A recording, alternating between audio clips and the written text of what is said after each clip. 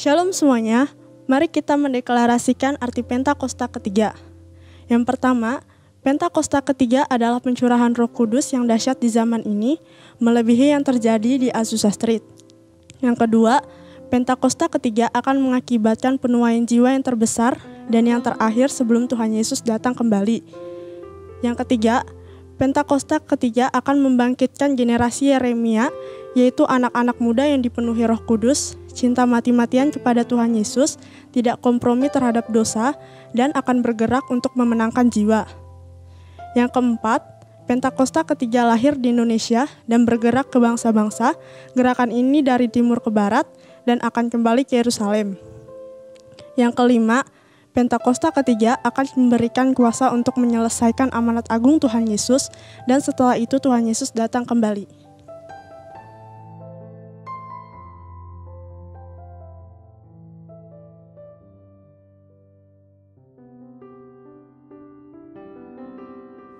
Mari kita membaca Mazmur 91. Dalam lindungan Allah, orang yang duduk dalam lindungan yang maha tinggi dan bermalam dalam naungan yang maha kuasa akan berkata kepada Tuhan, tempat perlindunganku dan kubu pertahananku, Allahku yang kupercayai. Sungguh dialah yang akan melepaskan engkau dari jerat penangkap burung, dari penyakit sampar yang busuk. Dengan kepaknya ia akan menudungi engkau. Di bawah sayapnya engkau akan berlindung. Kesetiaannya ialah perisai dan pagar tembok. Engkau tak usah takut terhadap kedahsyatan malam, terhadap panah yang terbang di waktu siang, terhadap penyakit sampar yang berjalan di dalam gelap, terhadap penyakit menular yang mengamuk di waktu petang. Walau 1.000 orang rebah di sisimu dan 10.000 di sebelah kananmu, tetapi itu tidak akan menimpamu. Engkau hanya akan menontonnya dengan matamu sendiri dan melihat pembalasan terhadap orang fasik. Sebab Tuhan ialah tempat perlindunganmu, yang maha tinggi telah kau buat tempat perteduhanmu. Malapetaka tidak akan menimpa kamu, dan tulah tidak akan mendekat kepada kemahmu. Sebab malaikat-malaikatnya akan diperintahkannya kepadamu, dan akan menjaga engkau di segala jalanmu. Mereka akan menantang engkau di atas tangannya, supaya kakimu jangan terantuk kepada batu. Singa dan ular tedung akan kulangkahi. Engkau akan menginjak anak singa dan ular naga. Sungguh, hatinya melekat kepadaku, maka aku akan meluputkannya. Aku akan membentenginya sebab ia mengenal namaku. Bila ia berseru kepadaku, aku akan menjawab. Aku akan menyertai dia di dalam kesesakan. Aku akan meluputkannya dan memuliakannya. Dengan panjang umur akan kukenyangkan dia, dan kuperlihatkan kepadanya keselamatan daripadaku.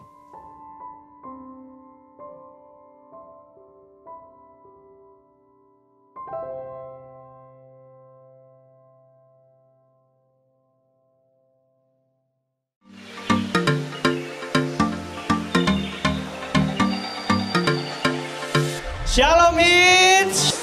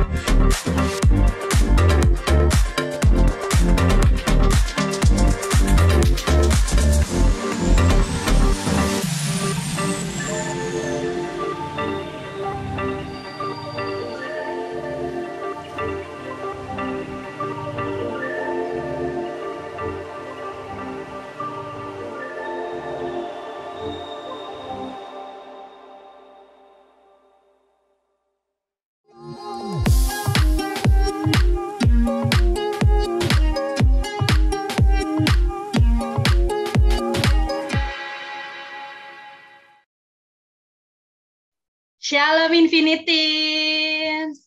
Wah, kayaknya nih baru dikit nih yang mukanya kelihatan nih ya. Aku mau dong ngeliat semuanya biar saling kenal juga. Ayo dong pada on cam, pada on cam. Shalom. Hai. Yuk on cam, yuk on cam, on cam. Jangan malu-malu lah. Oke. Yo yang belum Yuk. on cam. Diajak juga teman-temannya buat join. Kalau nggak pakai background nggak apa-apa kok. Gimana nih teman-teman kabarnya semuanya? Sehat kan? Sehat dong, sehat. Mantap Kak. Nah, Buat aku kayaknya nih semua nih. Udah lama nggak ibadah kali ya. Kalau udah iya, udah ibadah setahun juga ya Kak, kita offline, Iya. kita online maksudnya. Betul. Nah, sebelum kita ibadah, aku mau ngasih tahu pengumuman nih. Yang pertama, minggu depan tanggal 20 Juni kita bakal ibadah lagi seperti biasa, pakai Zoom ini. Ajak juga teman-temannya ya, jam 11.30 di Zoom ini. Nanti linknya bakal aku share lagi. Nah, yang kedua, kalau teman-teman mau sharing atau pengen didoain, bisa langsung ke Instagram Infiniteens. Yang ketiga, buat teman-teman yang ingin memberi persembahan, bisa langsung ke rekening di bawah ini, atau langsung datang ke KP 51, nggak apa-apa. Oke, sebelum kita mulai ibadah, kita akan doa dulu.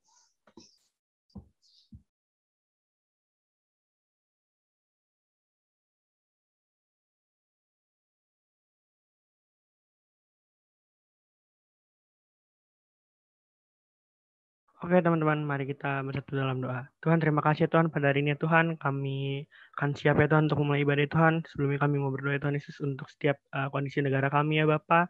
Kami berkati Tuhan untuk Indonesia ya Tuhan. Berkati Tuhan Yesus segala apapun menjadi masalah di Indonesia ya Bapa. Kau berkati Pak Jokowi ya Bapa. Kau berkati Pak Maruf Amin beserta seluruh ya Tuhan Yesus jajarannya ya Bapa. Kau juga berkati ya Tuhan Yesus untuk keadaan negara kami ya Tuhan Yesus yang saat ini masih dilanda COVID ya Tuhan. Biarlah Kau terus ya Tuhan yang sembuhkan Indonesia ya Bapak. Tuhan, kami juga mau berdoa Tuhan Yesus untuk Paniko Notor Haji Tuhan beserta 4 wakilnya ya Tuhan. Berkati ya Tuhan gereja kami ya Tuhan, GBI ya Tuhan. Biarlah Tuhan apapun visi misimu ya Tuhan terus Kau tetap tanamkan kepada Paniko Notor Haji Tuhan. Berkati juga untuk gereja kami GBI Pangajian Cinere bersama pengembalaan Ibu Susi ya Tuhan Yesus. Kau berkati ya Tuhan Yesus. Berikan terus ya Tuhan kekuatan selalu. Kau berikan ya Tuhan apa yang menjadi kerinduanmu untuk gereja ini ya Tuhan Yesus. Dan kami juga mau berdoa Tuhan untuk kedua wakilnya Pak Yakub dan Om Jeffrey ya Tuhan. Terima kasih ya Tuhan. Berikan terus ya Tuhan kekompakan ya Tuhan. Kau berikan terus ya Tuhan menjadi satu tim yang baik ya Tuhan Yesus besar seluruh ya Tuhan. Dan kami juga berdoa Tuhan Yesus untuk each kami ya Tuhan. Kau berkati ya Tuhan Yesus untuk kabit, wakabit ya Tuhan, untuk ketua, wakil, pengurus, jajaran Tuhan dan teman-teman jemaat kami semua ya Tuhan. Each ya Tuhan yang akan beribadah pada hari ini ya Tuhan Yesus yang maupun nanti akan nonton tayangan kami Tuhan. Terima kasih Tuhan. Di dalam nama Tuhan Yesus kami siap ya Bapa untuk memuji dan menyusahkan nama-Mu Tuhan. Kami siap untuk menyembah-Mu lebih lagi Tuhan. Terima kasih Tuhan. Terima kasih ya Bapa. Di dalam nama Tuhan Yesus kami telah berdoa dan mengucap syukur. Haleluya. Amin.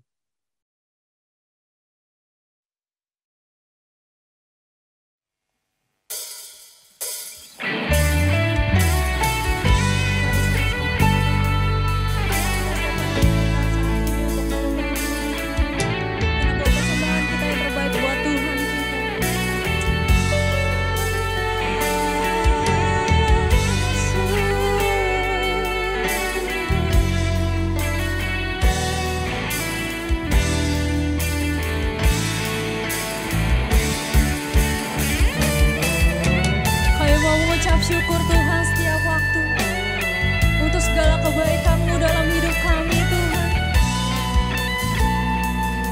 Dengan apa kan kami balas selain dengan pujian dan penyembahan kami Bapa.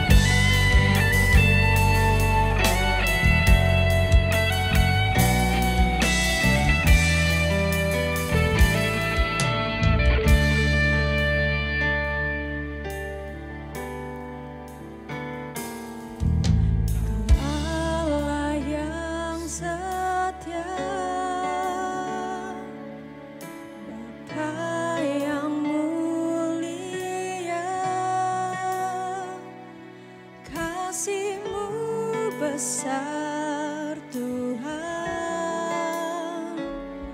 Kau pulihkan hidupku. Kaulah harapanku, hidupku dalam-Mu. Terima kasih Kau selamatkan hidupku.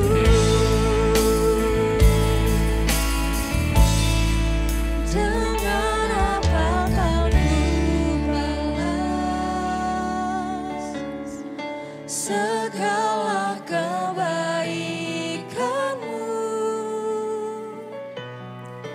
segenap hatiku menyembahmu Yesus, ku bersyukur padamu selamanya.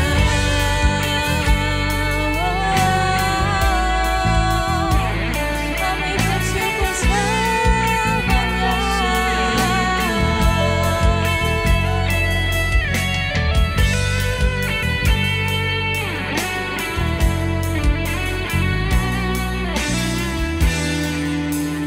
Mari sama-sama teman-teman katakan, Kaulah harapan kami Tuhan.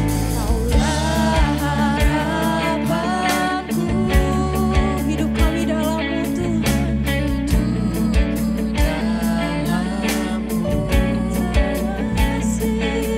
Terima kasih Tuhan, Kau selamatkan hidup kami Tuhan. Hidupku dengan apa akan ku balas segala kebaikan-Mu Tuhan. Segala kebaikan-Mu dengan segenap hati kami Tuhan. Segenap hatiku menyembah-Mu Yesus, ku bersyukur padamu. Dengan apa akan ku balas Tuhan? Akan ku balas segala kebaikan-Mu dalam hidup kami.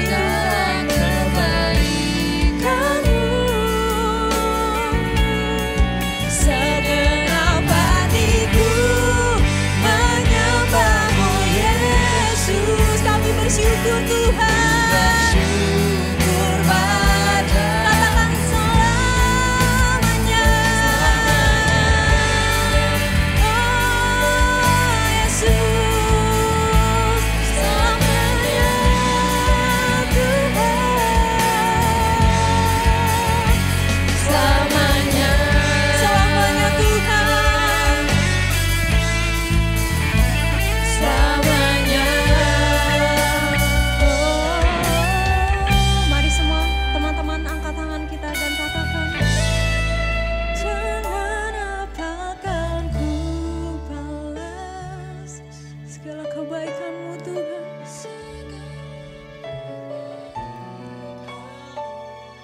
Dengan segenap hati kami Tuhan, segenap hatiku menyembah-Mu Yesus, ku bersyukur padamu. Katakan dengan segenap hatimu, dengan apa akan ku balas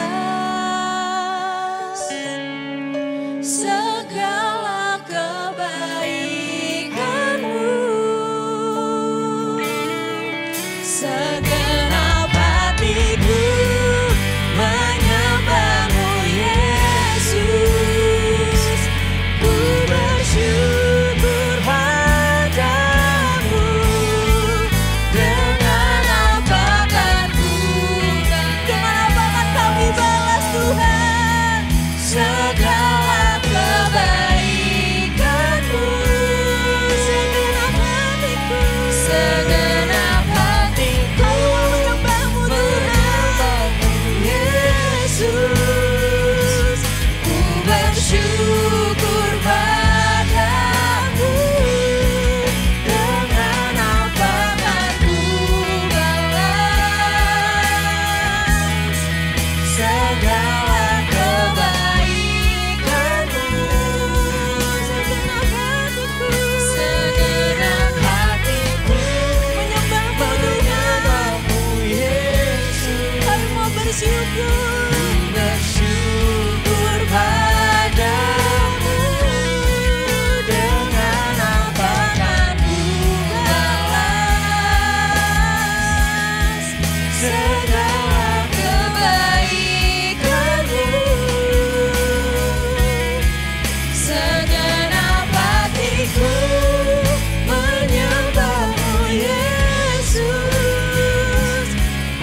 bersyukur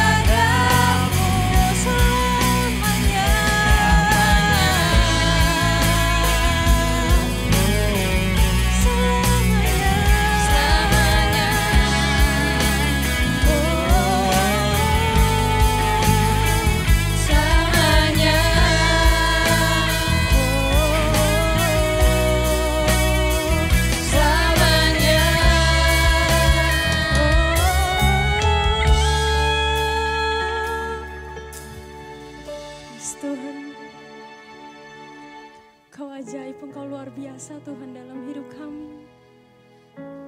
Kami mau terus memuji-Mu Tuhan. Kami mau terus menyembah-Mu Tuhan dengan segenap hati kami Bapa. Saat ini Tuhan Yesus, kami mau siap melompat-lompat. Kami mau siap mau serukan nama Engkau ya Tuhan, biar hanya nama-Mu yang dipuji dan dimuliakan Bapa. Terima kasih Tuhan. Mari semua teman-teman yang percaya dan masih semangat sama-sama katakan amin. Beri kemuliaan buat Tuhan Yesus. Sebelumnya yuk kita sapa teman-teman kita yang ada di Zoom Shalom semuanya. Hai. Teman-teman yang gabung di Zoom boleh angkat tangannya, lambaikan tangan atau boleh komen juga. Bilang Shalom boleh atau kirim emoji boleh. Hari ini kita mau seru-seruan buat nama Tuhan Yesus, amin. Amin. Yang semangat berikan tepuk tangan dong buat Tuhan Yesus.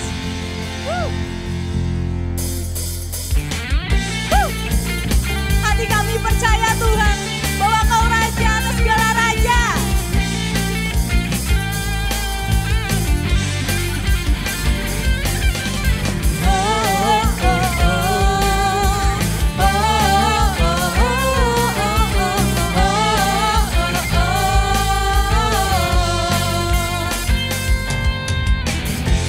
Tuhanlah kekuatan dan mazmurku. Dia gunung batu dan keselamatanku. Hanya padamu hatiku percaya. Kaulah menara dan kota perlindungan. Sama-sama katakan dari awal. Tuhanlah kekuatan dan mazmurku. Katakan dia gunung batu. Dia gunung batu dan keselamatanku. Hanya padamu hatiku percaya. Katakan Kaulah menara dan kota perlindungan. Sama-sama semua. Ku mau selalu bersyukur sebab cintamu padaku takkan pernah berubah. Hatiku percaya walau bumi bergoncang, gunung-gunung beranjak, namun kasih setiamu tak pergi dariku. Semua teman-teman bisa bangkit berdiri. Kita mau serukan nama Tuhan lebih lagi, amin. Sama-sama katakan Tuhanlah. Tuhanlah kekuatan dan mazmurku. Dia gunung batu dan keselamatanku. Hanya padamu Tuhan, hanya padamu hatiku percaya. Kaulah menara dan kota perlindungan. 1, 2, 3. Ku mau selalu bersyukur sebab cintamu padaku takkan pernah berubah. Hati kami percaya Tuhan.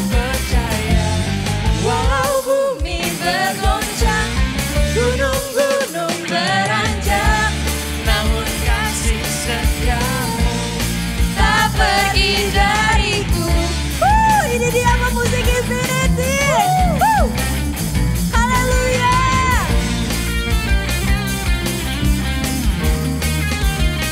Kami mau serukan nama-Mu Tuhan.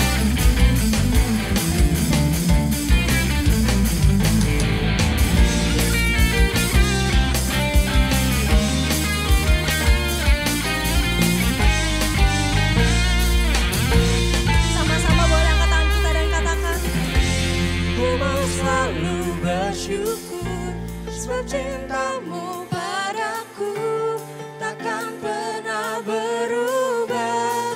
Hatiku percaya walau bumi bergoncang, gunung-gunung beranjak, namun kasih setiamu tak pergi dariku. Ku mau selalu bersyukur sebab cintamu padaku takkan pernah berubah.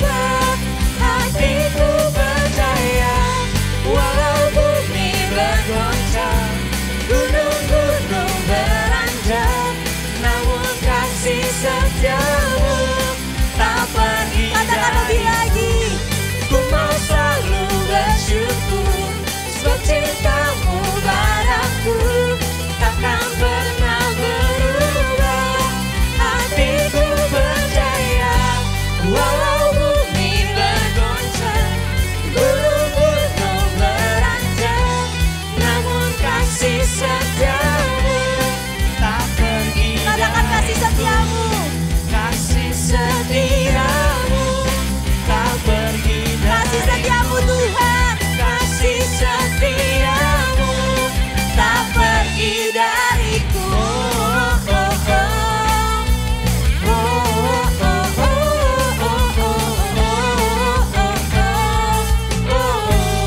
Berikan sorak-sorak buat Tuhan Yesus.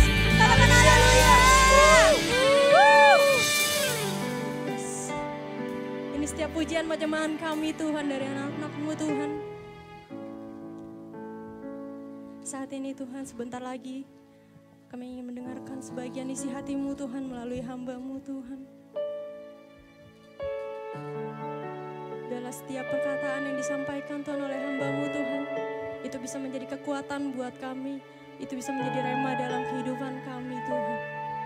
Walaupun sampai saat ini Tuhan, kami belum bisa bertatap muka Tuhan dalam ibadah, tapi kami percaya Tuhan Kau melawat setiap kami dimanapun kami berada ya Bapa.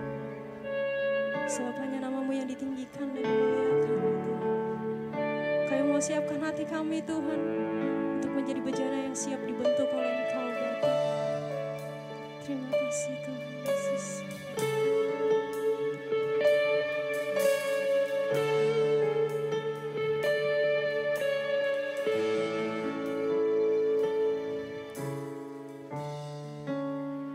Kekuatan di jiwaku, ketenangan di batinku, ada dalam hadirat-Mu, ku menyembah-Mu.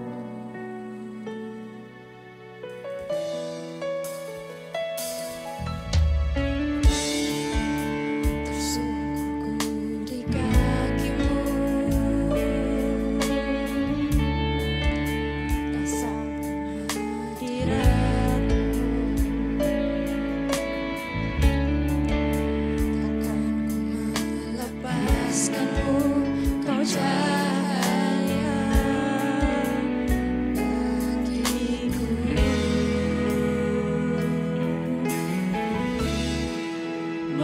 Mengiringmu seumur hidupku, masuk dalam rencana-Mu Bapa. Pikiranku, kehendakku, ku serahkan padamu. Harapanku hanya di dalam-Mu, ku kan teguh bersama-Mu Tuhan.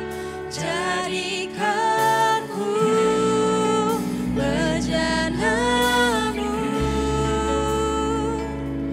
untuk memuliakan-Mu.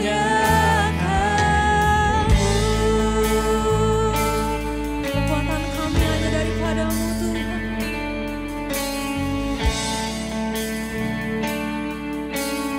Mari semua sama-sama katakan kekuatan di jiwa kami Tuhan. Kekuatan di jiwaku, Ketenangan batin kami Tuhan. ketenangan di batinku, ada dalam hadirat-Mu, ku menyembah-Mu. Katakan tersungkur kami di kaki-Mu Tuhan. Tersungkurku di kaki-Mu, rasakan hadirat-Mu, takkan ku melepaskan-Mu, Kau cahaya bagiku.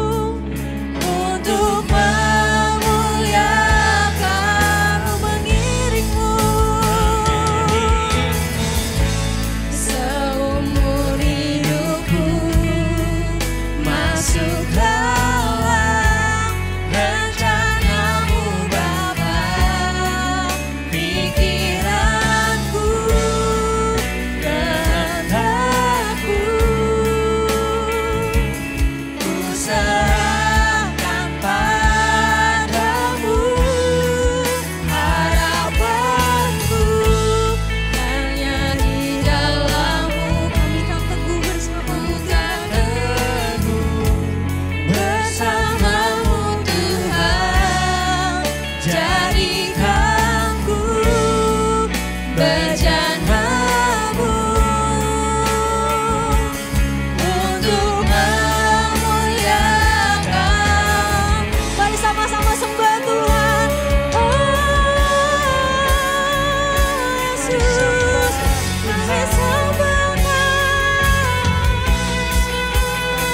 Hanya Kau disembah, hanya Kau ditinggikan.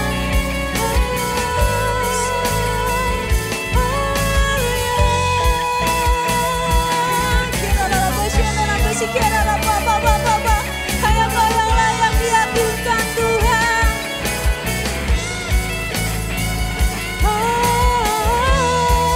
Mengiringmu masuk dalam hadirat-Mu Tuhan, dalam rencana-Mu Bapa. Pikiranku, kehendakku ku serahkan padamu. hanya di dalam-Mu. Kami kan teguh bersama-Mu Tuhan, Bersama-Mu Tuhan, jadikanku bejana-Mu untuk memuliakan-Mu, untuk memuliakan. untuk memuliakan-Mu, untuk memuliakan-Mu. Berikan sorak-sorak buat Tuhan Yesus.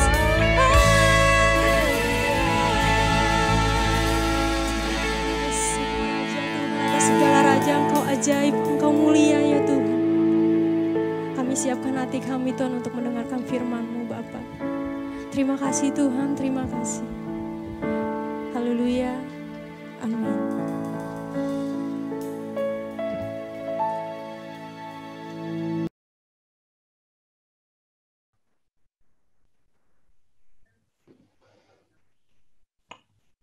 Halo, shalom Shalom. Shalom kok. Shalom kok. semua.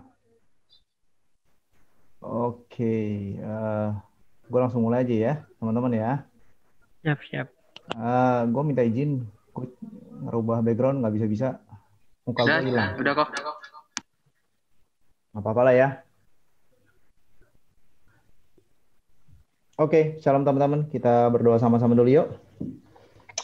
Tuhan Yesus, selamat siang. Kami bersyukur dan terima kasih buat hari ini. Kami berkumpul di ITS. Tuhan Yesus terus beracara. Tuhan yang pegang kendali. Tuhan Yesus sendiri yang menjamah kami semua dalam hati kami, pikiran kami. Sehingga kami boleh terus makin hari makin mengenal Engkau lebih baik. Dan menjadi anak muda yang Kau pakai luar biasa. Terima kasih. Kau berkati teman-teman hamba-Mu ini yang join di ITS siang hari ini. Untuk mereka terus bisa berada dalam urapan-Mu. Dalam nama Tuhan Yesus. Amin. Oke, halo guys. Hari ini gue diundang untuk bisa sharing. Sekali lagi teman-teman, kalau ada hilang suara atau apa, bilang ya. Ya Kak. Oke. Gue mau izin share. Kelihatan teman-teman? Kelihatan kok. Yang kelihatan di kalian apa nih? Pembuktian. Ya udah. Oke, teman-teman, hari ini gue mau bicara tentang pembuktian. Jadi kita mulai aja. Teman-teman tahu bahwa di masa pandemi ini, gue kemarin pernah, kita santai aja ya, jadi bahasanya bahasa non formal ya. Kemarin gue sempat sharing mengenai masa pandemi ini, itu bisa adalah menjadi suatu hal momentum untuk kita mempersiapkan diri. Karena kita tuh banyak di rumah, kita tuh banyak aktivitas yang tidak melakukan aktivitas dan lain-lain. Jadi gue rasa udah waktunya kita untuk banyak evaluasi, banyak ngerenungin diri sendiri, teman-teman itu harus melakukan perubahan apa dan lain-lain. Nah, teman-teman It's, lu semua itu adalah masuk kategori generasi Z. Orang banyak bilang. So, Gen Z itu buat gua adalah adalah calon-calon penerus. Nah, karena kita sekarang bicara gereja, jadi gua anggap bahwa kalian itu adalah penerus gereja. Bukan berarti yang tua-tua gua ke atas lah ya. Gua masih kategori Gen Z lah ya kalau boleh ya. Tidak berfungsi dan tidak berguna, salah. Justru mereka itu akan menjadi mentor kita, mereka akan menjadi penetua yang justru menopang, membantu, mengarahkan. Tapi eksekusi, praktek harus di kalian. Khususnya kita di gereja Cinere ini, gereja Pangkalan Jati, teman-teman It's, kalian udah harus menjadi fondasinya gereja. Siapa lagi kalau bukan kalian? Nah, itulah dasar kenapa gue mau sharing tentang pembuktian nih. Nah, kita sebagai generasi Z, teman-teman It's, harus bisa menjadi orang yang terbukti, menjadi orang yang memiliki standar bahwa memang segala sesuatu yang dipercayakan sama kalian pasti berhasil. Amin ya teman-teman. Waktu gue nggak banyak. So, pembuktian yang gue ambil contoh paling pas kayaknya ya, dan yang paling umum lah ya, itu tentang si Yusuf. Yusuf teman-teman udah tahu lah ceritanya standar, tentang bahwa dari awal dia dijual, lalu habis itu di penjara. Terus teman-teman kalau lihat nomor 4, akhirnya dia masuk ke dalam lingkungan pemerintah, lalu habis itu bisa menerjemahkan mimpi raja, lalu habis itu dia maju ke proses berikutnya menjadi salah satu orang penguasa. Kalau misalnya secara cerita dia orang nomor 2, lalu habis itu ujungnya keluarga yang justru pernah membuang dia akhirnya kembali dan akhirnya dia yang tanda petik pegang kendali. Nah, kita harus belajar nih teman-teman dari kehidupan dia. Kenapa sih dia bisa begitu? Ya gue melihat bahwa kehidupan Yusuf itu penuh dengan pembuktian dari setiap tahap yang teman-teman lihat. Teman-teman bisa baca sendiri di Genesis tuh, dia di tahap 1-nya dia, 2, 3, 4 sampai 7 itu masing-masing punya pembuktian yang kita harus belajar. Yusuf umurnya muda. Yusuf adalah orang yang dipilih Tuhan. Yusuf adalah gue anggap sebagai gambaran It's nih sekarang nih. Gitu. Di mana teman-teman ada di tahapan untuk menjadi orang-orang yang bisa mewakilkan Tuhan. Oke. Next ya. Nah, gue bagi dalam 3 tahap nih, teman-teman. Kita kan waktu mungkin 30 jam ya waktu kita ya. 50 jam kok. 30 menit, Kak. Ya, oke ya. Ya sebenarnya ini kita santai, teman-teman. Kalau ada mau pertanyaan, mau ada apa, kemarin gue juga bilang kalau ini monggo, kalau kita mau sharing, kita walaupun waktu terbatas, kita coba ya. Jadi buat gue mau share pembuktian itu ada 3 tahap. Yang pertama itu mengenai pembentukan, lalu kedua penilaian, lalu terakhir itu perwakilan. Nanti kita bahas satu nih. Pembentukan apa, penilaian apa, dan perwakilan apa.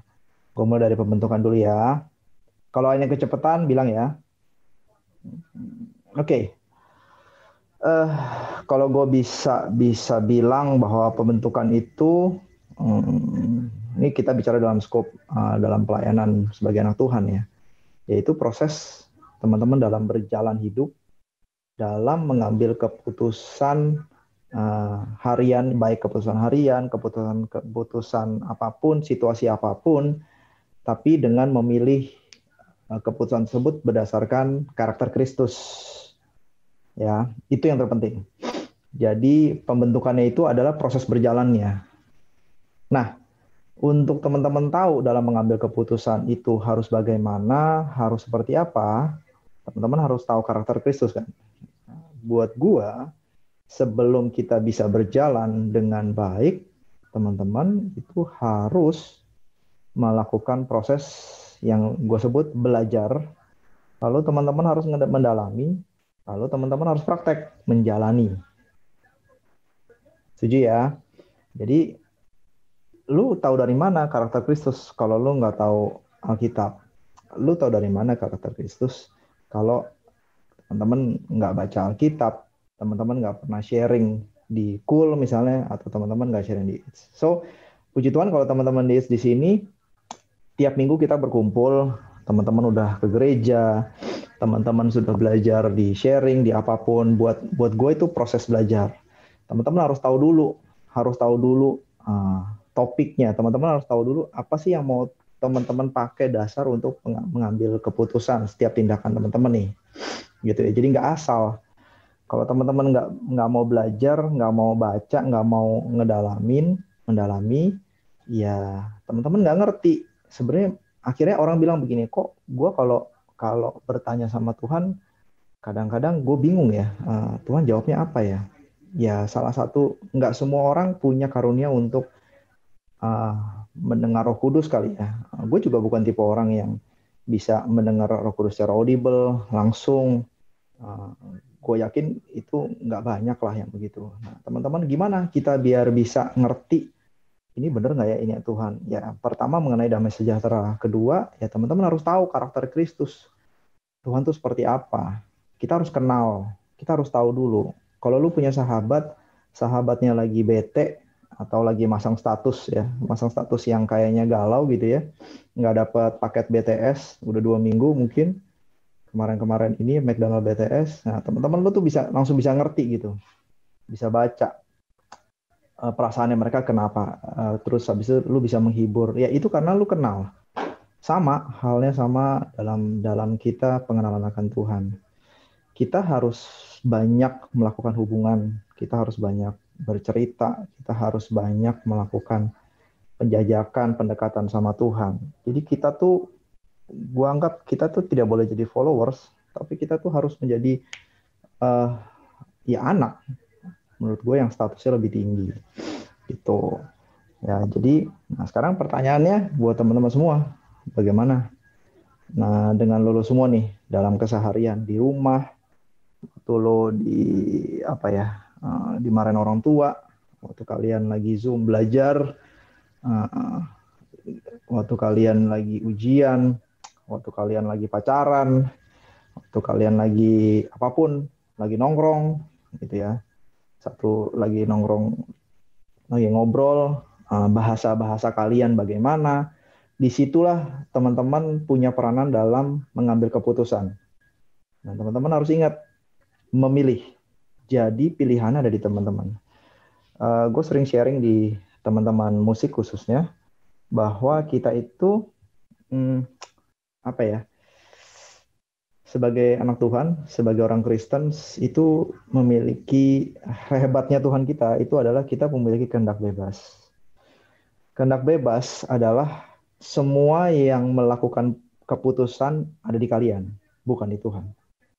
Tuhan akan selalu menjagai, yes. Tuhan akan selalu mendukung, akan selalu melindungi, yes. Tapi kalau Anda yang memilih untuk tidak melakukan itu, tidak sesuai ajaran Tuhan, apa sesuai dengan Alkitab atau tidak, itu dari kita. Itu luar biasanya kita. Tuhan itu mati di kayu salib tanpa syarat. Sama halnya dengan kita. Kita ngikutin Tuhan dengan tanpa syarat. Buat gua, tanpa syarat itu berat. Karena harus benar-benar dari diri teman-teman dulu nih, untuk bisa mau belajar, mendalami, lalu menjalaninya sama Tuhan. Nah, teman-teman dalam keseharian gimana nih sekarang? Itu pertanyaannya. Gitu ya. Kalau kita ketemu, kita bisa sharing nih. Pasti mengalami kesulitan, ya mengalami mengalami kebablasan, yes. Kalau kita bisa, ya Tuhan kan penuh kasih, Tuhan pasti ngampunin atau apapun itu. Iya, tapi kalau teman-teman nggak terus belajar, akhirnya bukan Tuhan saja yang bisa dibilang sedih ya, tapi teman-teman nggak memiliki pembuktian apa-apa. Lalu buat apa teman-teman ke gereja setiap minggu? Lalu buat apa lu klaim bahwa gue anak Tuhan? Lalu buat apa gue klaim gue orang Kristen, gue aktif di ITS? Kalau cuma sebatas itu aja sih, buat gue terlalu dini, terlalu kecil peranan teman-teman sebagai generasi Z nih, gitu. Ya, jadi tolong pertanyaan di teman-teman, bagaimana teman-teman dalam jalanin pengambilan keputusan hariannya? Waktu sekitar lo pada ngerokok, kalian seperti apa? Gue juga dulu perokok. Dari 4 SD gue udah ngerokok, sampai kuliah gue juga ngerokok. Waktu gue melayani, gue masih ngerokok. Pernah awal-awal, iya masih. Satu titik, hanya kita yang bisa memilih dan memutuskan. Kalau enggak akan ada perubahan. Makanya pembentukan itu proses. Gue nggak pernah bilang, gue kurang setuju dengan bicara bahwa proses itu suatu hal yang menyakitkan. Enggak juga. Proses itu buat gue adalah pembuktian waktu. Jadi proses teman-teman, waktu lo mau stop ngerokok, ya lo apakah ada orang yang langsung, ada yang pelan-pelan, ya at least berkurang. Nah, gitu ya, teman-teman yang, apalagi nih misalnya, ya belajar di sekolah, terus habis itu lo sama lah, lo main game juga, anak gue juga main game, kalah melulu, dia belajar lagi gimana caranya, triksnya, cari di YouTube untuk ininya, dan akhirnya dia bisa ngelewatin level itu, terus naik ke level berikutnya. Sama menurut gue. Nah, cuma dalam batas sekarang kita bicara mengenai Alkitab, kembali ke Alkitab. So, pembentukan itu penting, itu butuh waktu. Teman-teman harus belajar berkaca bagaimana teman-teman melakukan evaluasi terhadap keputusan yang teman-teman lakukan di keseharian. Ya. Lalu habis pembentukan, ujung-ujungnya setelah teman-teman belajar mengambil keputusan, disitulah keluar yang namanya tahap berikutnya, yaitu mengenai penilaian. Oke guys, penilaian itu buat gue adalah hasil nilai-nilai yang lo dapat. Ya, lo belajar di sekolah, dapat nilainya. Lo belajar musik, lo dapat nilainya. Lo bisa main musik, lo bisa main lagu, bisa nyanyi. Lo bisa WL, bisa nyanyi tadi. Hal-hal yang sekarang teman-teman juga bantu di gereja kerjakan ibadah itu semua nilai.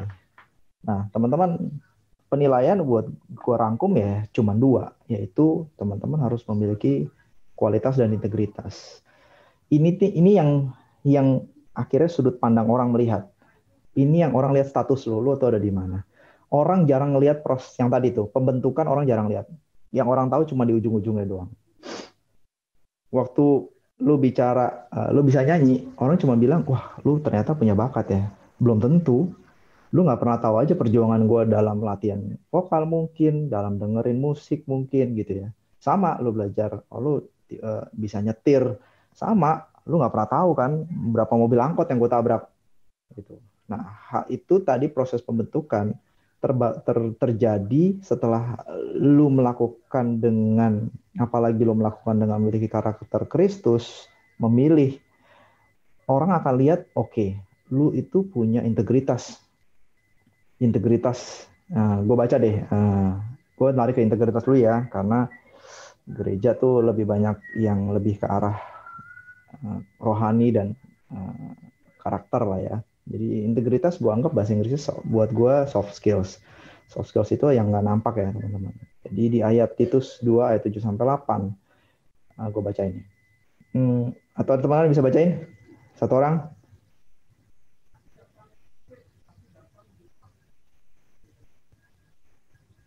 Halo? Iya kok. Ayo. Yang bawah. Yang integritas ya kok. Yap. Dan jadikanlah dirimu sendiri suatu teladan dalam berbuat baik. Hendaklah engkau jujur dan bersungguh-sungguh dalam pengajaranmu.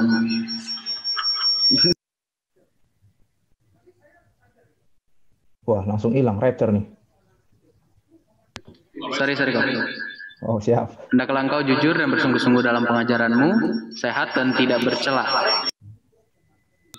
dalam pemberitahuanmu, sehingga lawan menjadi malu, karena tidak ada hal-hal buruk yang dapat mereka sebarkan tentang kita. Titus 2 ayat 7-8. Oke. Gue review ya. Jadi dirimu harus dijadikan suatu teladan dalam berbuat baik. Untuk menjadi teladan, teman-teman tadi harus melakukan namanya pembentukan. Gue lanjut lagi. Hendaklah jujur bersungguh-sungguh dalam pengajaranmu, sehat dan tidak bercela dalam pemerintahanmu, sehingga lawan menjadi malu. Buat gue ini motivasi yang bagus. Gue senang dengan hal bahas kata-kata sehari itu balas dendam. Jadi kalau ada orang yang memiliki prasangka buruk tuh, yang paling bawah teman-teman baca, tidak ada hal-hal buruk yang dapat mereka sebarkan tentang kita. Buat gue nggak mungkin ya, teman-teman, lu pasti orang lebih senang bahas gibah mengenai hal-hal buruk lu daripada prestasi lu. Mau di gereja, non di gereja, bahkan kadang-kadang gereja lebih parah tuh ya. Jadi, nah teman-teman, kalian tuh harus berpegang teguh yang mengenai namanya, makanya menjaga integritas. Kalian tetap harus menjadi teladan. Kalau buat gua, ada orang yang berhal buruk, yang pertama yang gua harus lakukan adalah jangan emosi dulu. Kita harus evaluasi diri sendiri. Bener nggak nih kata orang nih? Oh ternyata lu mah tukang ngutang. Wah lu mah temperamen. Jangan deket-deket sama dia deh. Dia klepto misalnya begitu. Kalau memang teman-teman benar dan bertobat, lakukan. Nah ini yang gue bahas. Lakukan pembuktian ke mereka. Jangan langsung balas dengan hal lisan. Gue kurang suka tuh dengan hal-hal sebagai anak Tuhan. Kita tuh balas-balasan status, nyindir-nyindir. Buat gue itu integritasnya rendah banget. Yang teman-teman harus lakukan adalah diam, lalu abis itu buktikan dengan buying time, biar orang-orang tersebut tuh tidak bisa lagi menyebarkan hal-hal buruk tentang kita. Yang menilai nanti orang lain lagi. Yang membela teman-teman itu adalah nanti orang-orang yang melihat teman-teman secara keseharian, yang benar-benar tadi memilih melakukan keputusan dengan menggunakan karakter Kristus. Orang lain nanti yang akan membantah. Orang lain nanti yang sedikit, nggak mungkin, itu hoax lo. Itu lo jangan asal ngomong ya gitu. Enggak, orangnya nggak kayak gitu. Nah, nggak. Jadi kita itu nggak perlu lagi membantah, memberi konferensi pers, tiba-tiba masuk di IG, bikin live, terus habis itu cerita tentang apa. Menurut gua nggak usah. Menurut gua bukan hal yang tepat. Yang teman-teman harus lakukan adalah terus menjadi teladan. Lalu jujur, sungguh-sungguh. Berarti teman-teman tuh harus ada hal yang berubah. Kalau berita itu benar, dan teman-teman harus move on. Teman-teman harus perbaiki diri dulu sendiri. Nggak perlu cerita-cerita sama orang. Kalau teman-teman itu bohong, dan nggak usah juga datengin orang tersebut, kita gebuk-gebukan ya, di lapangan parkir, nggak usah jabang-jabakan gitu ya. Jadi ya, dan teman-teman diam, lakukan hal yang kita berbalas dendam dengan cara tindakan teman-teman. Teman-teman itu waktu dicela sama satu orang, bukan berarti orang itu mewakilkan orang lain. Mewakilkan pergaulan lo semua. Enggak. Kalau teman-teman tahu bahwa orang yang suka memberikan prasangka buruk terhadap kita, kalau gua melihatnya, ya dia ngiri aja sama kita. Kalau gua ngelihatnya, ya dia ini aja, nggak senang aja sama apa yang kita lakukan, prestasi-prestasi. Kalau udah kayak gitu, apapun yang lo lakuin, pasti salah. Jadi percuma, buang-buang waktu. Ya, jadi soft skills ini penting di gereja. Waktu lo hormat sama tadi penetua, sama orang tua kandung, sama Ci Edit, sama Kak Veki. Waktu kalian hormat, lalu kalian lo saling support teman satu sama lain. Ini buat gua adalah karakter Kristus. Ini adalah komunitas. Nah, teman-teman harus tunjukin itu. Teman-teman harus aktif. Jadi bersungguh-sungguh, tidak bercela dalam pemberitaanmu, sehingga lawanmu yang menjadi malu. Gue nggak bilang lawannya itu adalah teman kita sendiri, tapi adalah orang-orang yang memiliki karakter yang, kalau gue bisa bilang, yang belum sebaik kita. Makanya buktikan. Lalu yang kedua, kualitas. Setelah integritas, kualitas. Gantian baca. Tadi cowok, sekarang cewek deh. Aku deh. Siap. Kualitas atau hard skill. Karena itu, kuperingatkan engkau untuk mengorbankan karunia Allah yang ada padamu oleh penumpangan tangan atasmu. 2 Timotius 1 ayat 6. Oke. hard skill. Nah, ini yang kadang-kadang menurut gue sebagai anak Tuhan kelewatan, ketinggalan, atau terlupakan, keskip. Kadang-kadang kita terlalu banyak berdoa, kita banyak kumpul di kul, lo ngobrol tentang Tuhan, sharing tentang Tuhan. Yes, menurut gue itu benar. Tapi kadang-kadang kita tuh suka berharap begini, kan gue udah sering ke gereja, kan gue udah sering puasa, kan gue udah sering, lo mau ikut apa? Ikut doa pengerja kah? Ikut apa? Ikut ini. Kok gue, nilai gue di sekolah jelek-jelek aja? Kok gue selalu dibully sama teman-teman gue? Kok gue selalu ada pertanyaan kok, dan itu kita anggap bahwa Tuhan itu ada barterannya. Waktu lo datang ke gereja, berarti gue akan dibarter dengan gue misalnya lebih pintar. Jadi waktu lo mau ujian, Tuhan kasih tahu gue semua jawabannya ya. Karena gue juga dulu doanya begitu gitu ya. Jadi waktu lu lakukan sesuatu yang sebenarnya itu alasannya lu malas, lu kasih Tuhan sebagai dukun lu kasih Tuhan sebagai orang yang asisten lu, sekretaris lu, yang bantu cariin, yang akhirnya lu tinggal jadi bosnya. Kebalik posisinya bro, kalian tuh kebalik. Kalau menurut gua doa bagus, berbahasa roh bagus, membicarakan kasih kepada kiri kanan tuh bagus. Tapi kalau lu tidak memiliki kemampuan apapun, kalau Anda tidak seimbang dengan memiliki kualitas, menurut gua nggak maksimal kalian dalam perjalanan untuk melakukan pembuktian kepada orang lain. Contoh, lu mau jadi, ya kita bicara gereja ya. Ya, kalian misalnya mau bikin acara gitu ya, bikin apa ya, tanding bola kali atau apa. Ya kalau lu cuma bicara mendoakan doang, Tuhan gue butuh uang nih, kita buat anak-anak muda kumpul, terus habis itu butuh makan dan lain-lain. Dan lu puasa 3 hari kali 24 jam, lu berharap terus waktu Tuhan nggak kasih jalan, atau mungkin ditolak gitu sama si Edit misalnya gitu ya, atau apapun lah ya, kalian menyalahkan gereja dan menyalahkan Tuhan. Kok gue udah mau menyerahkan hidup gue buat Tuhan dengan mengadakan kompetisi ini misalnya antar gereja, tapi kok Tuhan nggak ngizinin gitu. Oh berarti apa namanya, Tuhan nggak punya kasih nih, Tuhan nggak ada pembuktian nih, Tuhan nggak kasih janji nih, kayak gitu. Padahal menurut gue, ya teman-teman misalnya butuh dana, dan lu duduk, kita cari dana kemana ya, kita bikin proposal. Skill, kualitas teman-teman untuk sharing, untuk memiliki ilmu, melakukan manajemen, melakukan kreativitas, itu teman-teman harus jalanin, harus praktek. Jadi yang gue bilang tadi, memilih dalam waktu proses pembentukan, teman-teman tuh belajar nggak hanya cuman bicara alkitabiah, tapi bicara tentang karunia yang Tuhan berikan. Makanya nih, gue baca ayatnya, ku peringatkan engkau untuk mengobarkan karunia yang Tuhan berikan, supaya ada padamu penumpangan tangan. Oke, jadi lu harus mengobarkan karunia dulu, supaya ada penumpangan tangan atasmu. Jadi bukan kebalik. Bukan ada penumpangan tangan, bukan ada support dari Tuhan dulu, baru teman-teman memiliki karunia. Ini 11-12 ya, maksudnya begini, teman-teman tuh harus bertindak dulu. Orang bilang iman tanpa perbuatan, itu sia-sia. Itu gue setuju banget.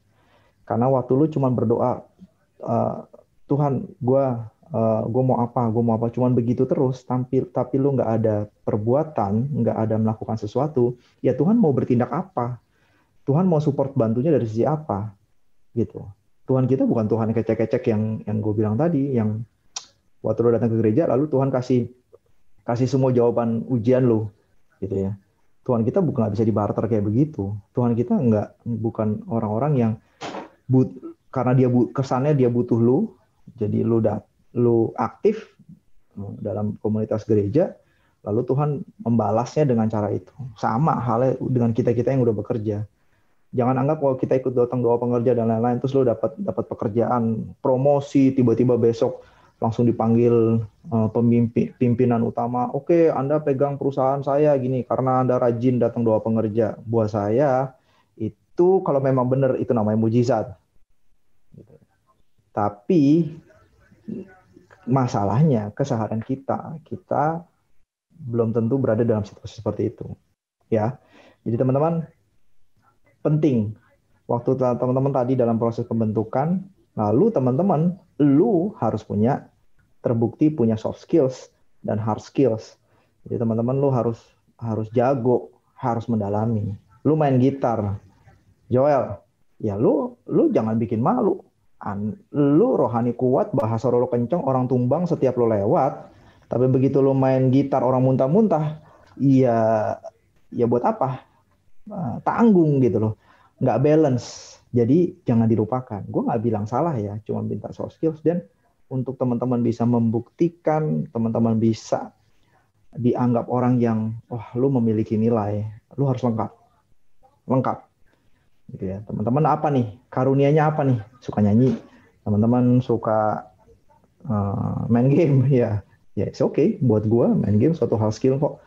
Teman-teman, ada anaknya teman gue yang akhirnya ikut kompetisi ke Singapura dan lain-lain. So teman-teman apa? Jago bahasa Inggris, jadi guru, ngajar, apapun lah gitu ya. Teman-teman sedang kerjakan. Nah, waktu teman-teman belajar mengobarkan karunia, gue yakin disitulah peranan Tuhan yang menopang kalian, memberikan kemudahan-kemudahan. Disitulah teman-teman akan merasakan mujizat Tuhan. Jadi kebalik, bukan mujizat dulu, baru teman-teman mulai langsung tiba-tiba lu jago, tapi teman-teman belajar, disitulah setiap level yang lo hadapi, disitulah peranan Tuhan. Nah, itu baru gue anggap mujizat. Jadi lu tuh ngalamin mujizat tiap hari. Gitu. Orang ngerasa gue kalau jari gue cuma 4, jempol gue numbuh 1, itu baru mujizat. Iya memang. Tapi kalau lu fokus di situ doang, terlalu cetek sekali lagi berani ikut Tuhan.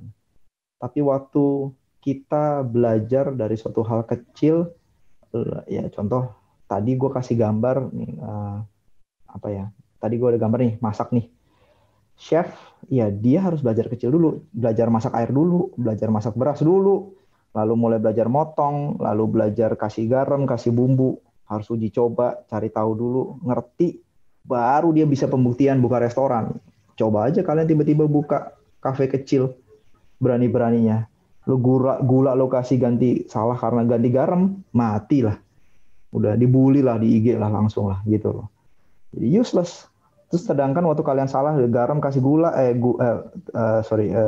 gula diganti garam, terus lu basaroh tuh supaya orang yang ngerasain dari asin jadi manis. Nggak melulu bisa begitu gitu loh, nggak bergantung. Terus ujung-ujungnya yang kecewa lu juga.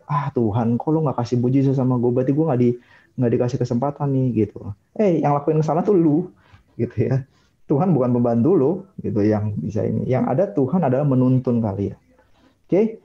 Jadi ini penilaian. Nah, waktu kalian udah dikenal orang, waktu lu dikenal orang memiliki integritas, waktu lu dikenal orang memiliki kualitas, Anda bisa dianggap sebagai perwakilan sekarang. Buat gua, perwakilan inilah hal di ujung yang akhirnya teman-teman menjadi representative of God. Menjadi anak Tuhan. Menjadi problem solver. Menjadi setiap lo datang, masalah selesai. Nah, keren kan? Setiap lo datang, setiap ada lu, Anda dimintai orang untuk memberikan nasihat. Anda dimintai orang memberi saran. Level ini, kalau lu nggak pernah punya pembuktian tentang karakter Tuhan, lu nggak punya pembuktian tentang kejujuran, kalau lu tidak punya pembuktian terhadap tadi kemampuan karunia-karunia Tuhan beri, orang ogah untuk datang ke kalian. Untuk belajar tentang Tuhan aja, untuk belajar bertanya tentang keseharian aja mereka malas, terus mereka mau nanya, siapa Tuhan lo? Kejauhan bro. Kejauhan. Jadi teman-teman, kalian harus belajar sekarang ada di mana posisinya. Sedang dalam pembentukan, sedang dalam sudah memiliki nilai, Lalu teman-teman, apakah suatu datang ke teman-teman, ke lingkungan kalian, ke keluarga, itu menjadi wakil Tuhan atau tidak? Kalian yang nilai sendiri. Karena ini akan rolling nih, akan menjadi circle hidup kalian. Karena akan ada lagi yang namanya nanti pembentukan lagi. Untuk mendapat nilai lain lagi. Untuk habis itu kalian mewakilkan lagi. Gambar gue kasih mengenai PBB nih. Jadi mereka mewakilkan negara, keputusan-keputusan dan kebijakan-kebijakan negara. Mereka punya kekuatan untuk menyampaikan ini ke banyak orang. Mereka mengambil keputusan, mengambil kebijakan. Mereka punya otoritas. Disitulah kalau kita sebagai anak Tuhan, otoritas lu itu menjadi dampak. Tapi lu harus buktikan dulu. Orang-orang ini semuanya otomatis pasti punya skill, punya knowledge, punya standar tinggi, punya pengetahuan yang luar biasa. Itu harus kita miliki juga. Jadi nggak bisa cuma modal bahasa roh. Lalu teman-teman tiba-tiba keluar dari kapel, lalu orang datang yang lalu terjadi jamahan turun. Ya mungkin bisa, cuma gua rasa ya selama hidup teman-teman masih mempermalukan Tuhan, nggak akan Tuhan mau melakukan itu. Gitu. Buat apa? Tuhan, mendingan dia pakai orang lain. So, buat gue, goal ini adalah teman-teman yang harus kejar. Gue nggak bicara representative of God itu selalu bicara jadi hamba Tuhan ya. Gue nggak bicara bahwa teman-teman jadi pendeta atau orang yang dikenal sebagai pelayan Tuhan. No. Teman-teman di sekolah, teman-teman yang nanti udah mulai siap-siap kerja, teman-teman di kuliah, waktu lu nilai sendiri, waktu gue datang orang ngejauh atau enggak, waktu gue datang orang curhat atau enggak. Jangan jadi kesempatan ya supaya wah biar cewek-cewek curhat nih sama gue nih, gitu ya. Ya teman-teman harus, lu udah buktikan punya kebijak orang yang memang anak Tuhan ya. Dan kalau kepleset mengambil memanfaatkan itu, wah teman-teman otomatis akan balik lagi nih untuk masuk ke dalam pembentukan. Nah, sekarang gue lempar lagi pertanyaan berikutnya. Teman-teman, di dalam lingkungan kalian berfungsi sebagai apa? Sebagai pembawa onar? Sebagai tukang ngatur? Sebagai orang yang ngeselin? Orang yang nggak bisa dipercaya karena kalau gosip, lu yang bagian nyebarin? Gitu ya. Atau orang yang nggak jujur? Kalau misalnya kumpul-kumpul, makan belum selesai, lu udah pulang duluan biar nggak ikut saweran. Apapun itu. Tapi apakah dengan kalian duduk di situ, kalian sebagai orang-orang yang seru, yang wah justru orang nggak mau pulang karena ngobrol sama kalian seru. Terus orang yang bisa, gue minta waktu dong, gue mau ngobrol nih tentang orang tua gue, kayak apapun. Tahapan itulah kalian itu sedang menjadi yang goalnya.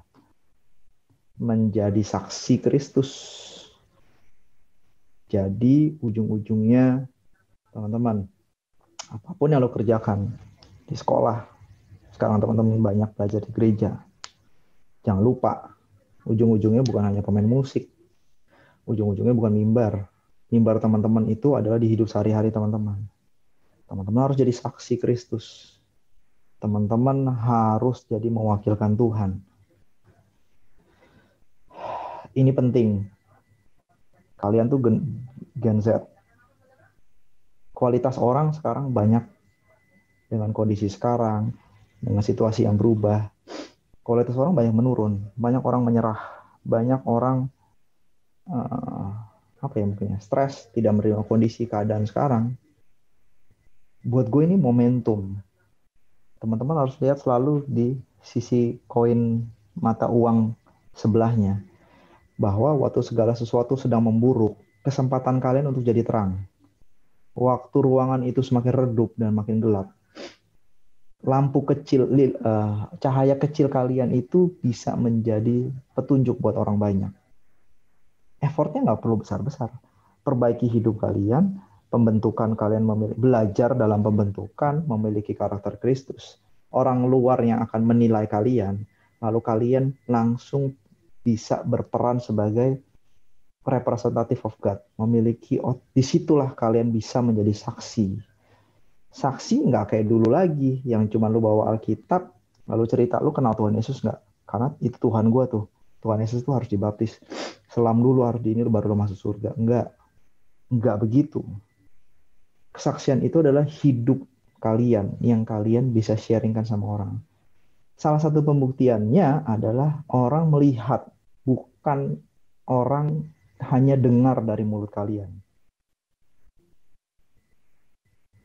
Mulut itu bisa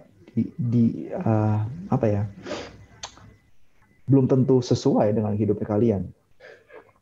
Tapi waktu hidup kalian itu terbukti, nggak usah banyak ngomong. Waktu kalian dipercaya uang, dipercaya pelayanan, dipercaya apapun, berarti kalian itu punya pembuktian. Gitu loh teman-teman. Ya, jadi goalsnya, ujung-ujungnya saksi. Kalian harus menjadi saksi. Tujuan kalian jadi anak Tuhan itu harus menjadi saksi. Gue bacain ayat terakhir. Oke. Nih, ini standar banget. Kalian ini harus punya tujuan hidup seperti ini. Karena itu, pergilah, jadikanlah semua bangsa murid-muridku, dan baptislah mereka dalam nama Bapa dan Anak dan Roh Kudus, dan ajarlah mereka melakukan segala sesuatu yang telah kuperintahkan kepadamu. Dan ketahuilah, aku menyertai kamu senantiasa sampai kepada akhir zaman. Teman-teman, setiap firman Tuhan selalu banyak Tuhan kasih janji. Dia bilang, aku menyertai kamu. Tapi Tuhan minta kita pergi dulu, jadikanlah semua bangsa murid. Ini amanat agung yang gua rasa kadang-kadang orang lupa, gereja lupa, pelayan Tuhan lupa, anak Tuhan lupa. Gitu ya. Kita cuman yang penting bergaul, dikenal orang. Gua bilang itu bagus. Tapi orang mengenal kalian sebagai apa? Kalau mereka mengenal kalian sebagai anak Kristus, gue yakin Tuhan akan sertai kamu senantiasa sampai akhir zaman. So, pertanyaannya lagi, sudahkah Anda terbukti menjadi saksi Kristus? Ya teman-teman, menurut gue ini yang gue bisa sharingkan. Teman-teman, kalian punya potensi besar. Gue akan dorong kalian terus untuk welcoming terhadap pembelajaran kalian, welcoming terhadap pembentukan Tuhan terhadap kalian. Ingat, pembentukan, saya ulang lagi, gue ulang ya, pembentukan itu teman-teman harus pegang terus yang namanya karakter Kristus. After that, teman-teman harus memiliki nilai. Harus memiliki nilai. Harus memiliki integritas dan kualitas. Dan terakhir, teman-teman harus pada akhirnya menjadi saksi mewakilkan Tuhan dimanapun teman-teman berada. Oke, itu aja. Thank you teman-teman. Kita mau berdoa atau apa? God bless you all.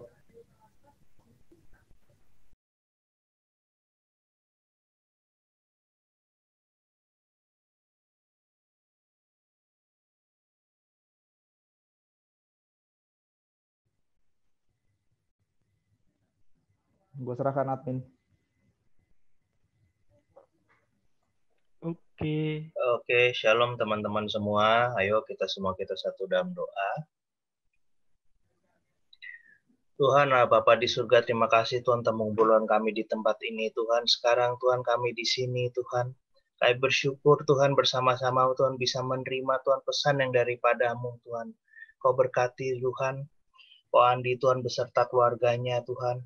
Kau berkati dia Tuhan supaya dia bisa terus-menerus Tuhan menjadi alat-Mu Tuhan untuk memancarkan Tuhan cahayamu Tuhan dalam kehidupan kami semua Tuhan dan dalam kehidupan keluarganya Tuhan. Sertai dia Tuhan dalam kehidupannya Tuhan, dalam keluarganya Tuhan, pekerjaannya Tuhan, semuanya Tuhan. Saya juga berdoa Tuhan untuk teman-teman kami Tuhan, Infinitins Tuhan. Di sini Tuhan berkati Tuhan pekerja, berkati juga Tuhan yang bekerja Tuhan, yang masih sekolah Tuhan, yang kuliah Tuhan. Kau yang pegang kendali Tuhan semuanya Tuhan. Juga untuk keluarganya Tuhan, Kau yang pegang kendali Tuhan, supaya mereka menjadi terang Tuhan dimanapun mereka berada Tuhan. Baik dalam pekerjaannya Tuhan, sekolahnya Tuhan, maupun kehidupan dalam keluarganya Tuhan. Engkau yang ajar Tuhan, Engkau yang didik Tuhan, supaya mereka terus dan terus berkembang Tuhan, supaya mereka terus diasah Tuhan, hingga mereka bisa menjadi saksi-Mu Tuhan. Ya Tuhan, terima kasih Tuhan, Engkau yang paksakan Tuhan rencana-Mu Tuhan dalam seluruh kehidupan kami Tuhan, supaya semuanya Tuhan terjadi Tuhan sesuai rencana-Mu Tuhan, karena kami percaya Tuhan di tempat ini Tuhan, bahwa rencana-Mu adalah rencana yang indah, yang penuh harapan Tuhan. Dan kita akan berjalan bersama-sama hingga mencapai rencana yang indah Tuhan. Sekarang kita semua yang berdoa, percaya, coba kita angkat tangan kita semuanya. Terimalah berkat sudah dari Allah Bapa dan penyertaannya dari sekarang dan bahkan sampai selama-lamanya. Kita semua yang percaya sama-sama katakan, Amin. Amin. Oke, shalom semuanya. Terima kasih Ko Andi untuk pesannya pada hari ini. Amazing sekali. Aduh. Ya, jadi guys, sekarang kita infinitin, sekarang kita semua lewat Zoom ya selama bulan ini, dan kita berharap untuk bulan selanjutnya hingga kita bisa kembali offline lagi, kita akan secara Zoom gitu ya. Amin. Nah, sekarang ini semua jangan keluar dulu ya, karena kita mau foto nih. Ya, jadi sekarang semuanya tolong kameranya dibuka semua, pasang senyum yang lebar, dan kita akan foto bareng. Ayo Kak Joel. Oke, siap. Oke, kita tunggu on cam dulu bentar ya, kakak-kakak. Ya, ayo. Jarang-jarang nih bisa foto bareng sama Ko Andi Oza. Oke, yuk teman-teman.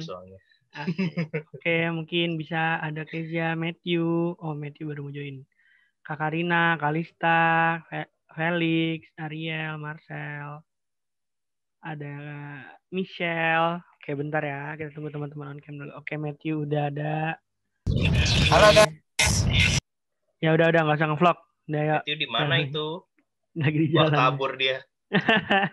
Oke, udah semua? Michelle? Oh, Michelle mau bareng? Oke, bareng ya.